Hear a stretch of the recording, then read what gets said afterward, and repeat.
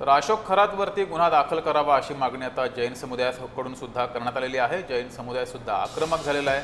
खरातवर कारवाई करावी अशी जैन धर्मियांनी मागणी केलेली आहे। गुन्हा दाखल करावा अशी मागणी केली आहे। अंधश्रद्धा निर्मूलन समितीकडून सुद्धा जैन धर्मियांना आवाहन केले गेले।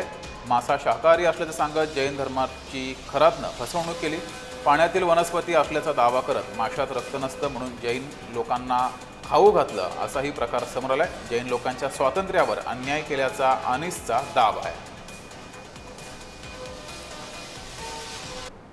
आज अशोक खरातला न्यायालयीन कोठडी देण्यात आलेली आहे आणि या सगळ्या मुद्द्यावर बोलण्यासाठी माझ्यासोबत अनिसचे राज्य कार्यवाहक आहेत कृष्णा चांदगुडे।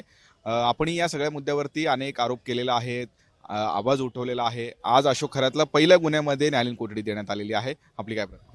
महाराष्ट्र अंधश्रद्धा निर्मूलन समिती हे बंधू खरातच्या विरोधात 20 वर्षापासून लढत आहेत।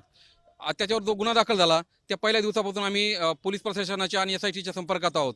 आज न्यायालयाने बंधूला न्यायालयीन कोठडी जरी दिली आहे तरी येणाऱ्या काळामध्ये त्याला पोलीस कोठडी अधिकच्या अधिक दिवस मिळेल असं मला वाटतंय। कारण हा जो पहिला गुन्हा आहे त्याच्यामध्ये न्यायालयीन कोठडी मिळालेले आहेत। त्याच्यावरती असे आतापर्यंत 11 गुन्हे दाखल झाले आहेत आणि 9 गुन्हे हे महिलांच्या लैंगिक शोषणाचे आहेत। त्याच्यामध्ये जादूटोणा विरोधी कायद्याचा कलम लागलेला आहे। SITला आपण पुरेसा वेळ दिला पाहिजे। त्यांचा तपास अधिक योग्य दिशेने चालू आहे, तो अधिक जलद गतीने कसा होईल त्यामुळे त्यांना पोलीस कोठडी मिळणं गरजेचं आहे। या सगळ्या तपासामध्ये या अशोक खरातने काही लोकांना मांसाहारी सुद्धा म्हणजे जे शाकाहारी आहेत अशा लोकांना मांसाहारी खाण्यासाठी सुद्धा हे भाग पाडलेला आहे अशा पद्धतीचं माहिती आहे। खरं तर समाज माध्यमातून अशी माहिती मिळालेली आहे की हा भोंदू खरातने अनेक जैन लोकांना मासे हे शाकाहारी आहे असं समजून प्रसाद रूपाने त्याला दिलं होतं। असं करणं हा गंभीर अपराध आहे।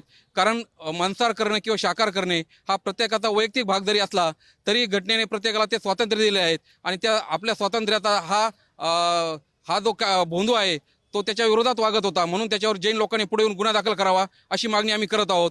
खरं तर हा भोंदू आहे तो नेव्हीमध्ये होता आणि मासा आणि समुद्राची त्याचा संपर्क आला होता आणि त्याचाच आधार घेत त्यांनी जैन लोकांना काही सांगितलं ते म्हणजे मासा हा शाकाहारी असतो कारण त्याच्यामध्ये रक्त नसतं आणि तो जलचर आहे असं सांगून त्यांची फसवणूक करत होता। त्याच्यामुळे जैन लोकांनी पुढे येऊन त्याच्यावर गुन्हा दाखल करावा अशी मागणी आम्ही करत आहोत। अशा पद्धतीची मागणी अनिसची आहे। आज जरी अशोक खरातला न्यायालयीन कोठडी मिळालं असलं तरी अजून काही गुन्हे अशोक खरातवरती दाखल आहेत। त्या संदर्भात पोलीस कोठडी या अशोक खरातला मिळेल अशा पद्धतीचा विश्वास अनिसला आहे। आणि काही लोकांना जे मांसाहारी खाण्यासाठी अशोक खरातने भाग पाडलेला आहे अशा पद्धतीची जी माहिती समोर येत आहे। खरं तर या मुद्द्यावरती या लोकांनी अशोक खरातवरती गुन्हा दाखल केला पाहिजे अशाही पद्धतीची मागणी अनिसने केलेली आहे। त्यामुळे या सगळ्या प्रकरणामध्ये आणखीन काय काय घडामोडी आगामी काळात घडतात हे पाहणं महत्त्वाचं असणार आहे। व्हिडिओ जर्नलिस्ट दीपक सह मी किरण गोटूर, जय महाराष्ट्र न्यूज, नाशिक।